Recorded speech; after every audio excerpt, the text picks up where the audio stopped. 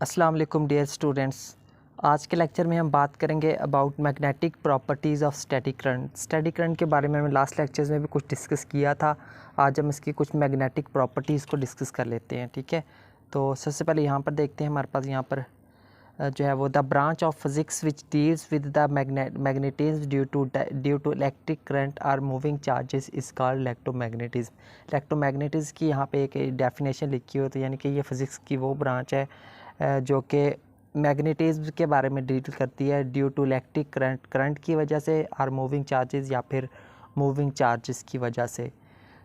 आगे अगर हम स्टेडी करंट की बात करें तो स्टेडी करंट यहाँ पे देखिए हमारे पास क्या होता है। ये स्टेडी करंट की डेफिनेशन लिखी हुई है, the electric current that does not change with time is known as steady current. यानी कि ऐसा करंट जो वक्त के साथ चेंज नहीं होता उसको हम कहते हैं स्टेडी करंट, और जो वक्त के साथ साथ टाइम के साथ साथ चेंज हो जाता है उसको हम कहते हैं नॉन स्टेडी करंट। तो यहाँ पर देखिए हमारे पास कुछ, यहाँ पे देखें एक डिस्कवरी है, यहाँ पे देखिए साइंटिस्ट का नाम भी लिखा हुआ है। इस डिस्कवरी के बारे में भी यहाँ पे देखें थोड़ा सा क्या हमें कहने की कोशिश कर रहे हैं। The relation between electricity and magnetism was discovered by Hans Oersted इन 1820। यानी कि 1820 के अंदर जो है वो एक रिलेशन डिस्कवर किया था between electricity and magnetism. Electricity और मैग्नेटिज्म के दरमियान किसने किया था? और एस्टिड, हैंस और एस्टिड ने किया था 1820 में। ये एमसीक्यूज़ के लिहाज से छोटी छोटी चीज़ें हैं जिनको आपको पता होना चाहिए। और Oersted showed that electric current through the conducting wire deflects the magnetic needle held the wire. ठीक है, इसमें देखिए क्या कह रहा है। और Oersted showed that the electric current through the conducting wire, यानी कि कोई भी अगर कंडक्टिंग वायर हो ना, उसमें से जो इलेक्ट्रिक करंट फ्लो कर रहा है वो क्या करता है? Deflect the magnetic needle held the wire. उस नीडल को वो यहाँ पे डिफ्लेक्ट कर देता है जिस नीडल ने, अगर हम किसी भी वायर के साथ अगर कोई भी जो है वो नीडल अगर हम उसके साथ लटका देना तो उसमें से गुजरने वाला करंट उस नीडल को डिफ्लेक्ट करेगा। ये चीज़ डिस्कवर की थी और एस्टिड ने। ठीक है, यहाँ पे देखें एक उसका डायग्राम की मदद से भी यहाँ पे थोड़ा सा समझाने की कोशिश की गई है। ठीक है, अब यहाँ पर देखें इसके बारे में मज़ीद क्या लिखा हुआ है। Only magnetic field produces current. यहाँ पे सबसे पहला पॉइंट है हमारे पास जो है वो सिर्फ मैग्नेटिक फील्ड जो है वो क्या करती है? सिर्फ करंट प्रोड्यूस करती है।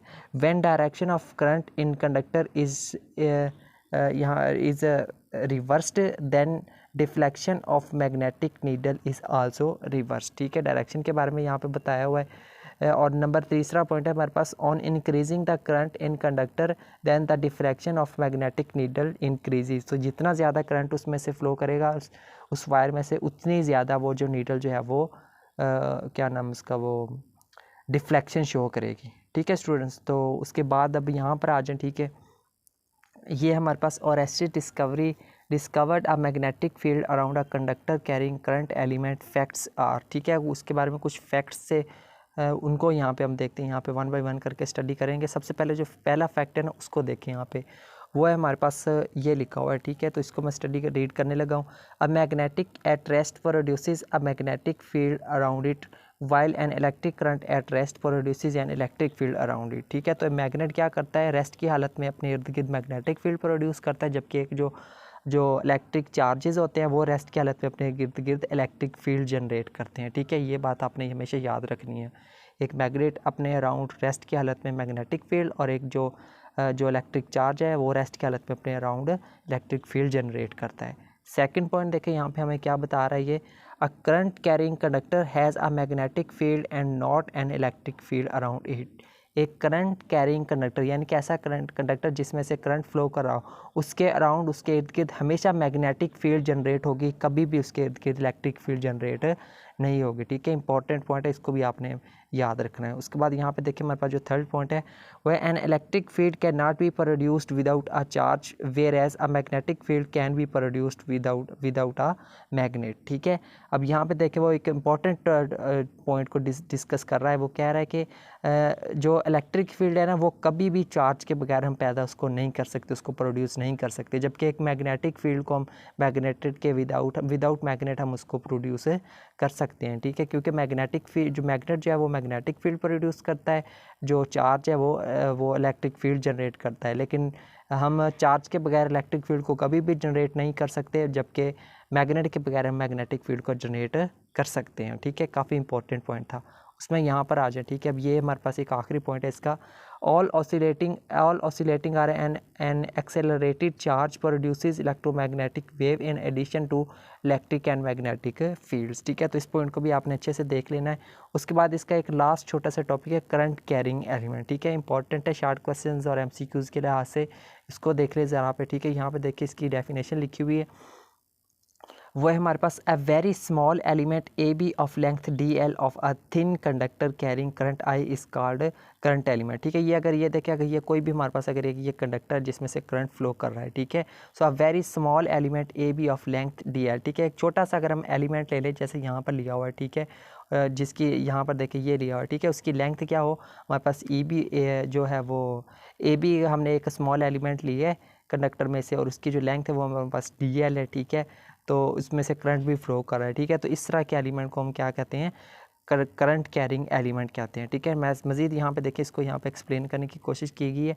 Current element is a vector quantity. जो करंट एलिमेंट होता है ये एक वेक्टर क्वांटिटी है whose magnitude is equal to the product of current and length of small element and its direction is toward the flow of current. तो यहाँ पे भी बता रहा है कि मैग्नेटिक ये किसके बराबर होता है, मैग्नीट्यूड इसका बराबर होता है हमारे पास product of current and length of small element, यानी कि आई के बराबर होता है और डी एल के बराबर होता है। ठीक है, और इसकी डायरेक्शन क्या होती है, इस direction is toward the flow of current. जिस डायरेक्शन को करंट फ्लो करेगा उसी वही डायरेक्शन होगी करंट कैरिंग एलिमेंट की भी। ठीक है स्टूडेंट, तो यहाँ पे देखें इस डायग्राम में भी इसको थोड़ा सा एक्सप्लेन किया गया। ठीक है, यहाँ पे देखिए इसका मैथमेटिकल फार्मूला भी लिखा हुआ है कि करंट एलिमेंट किसके बराबर होगा, आइडियल यानी कि product of current and small element.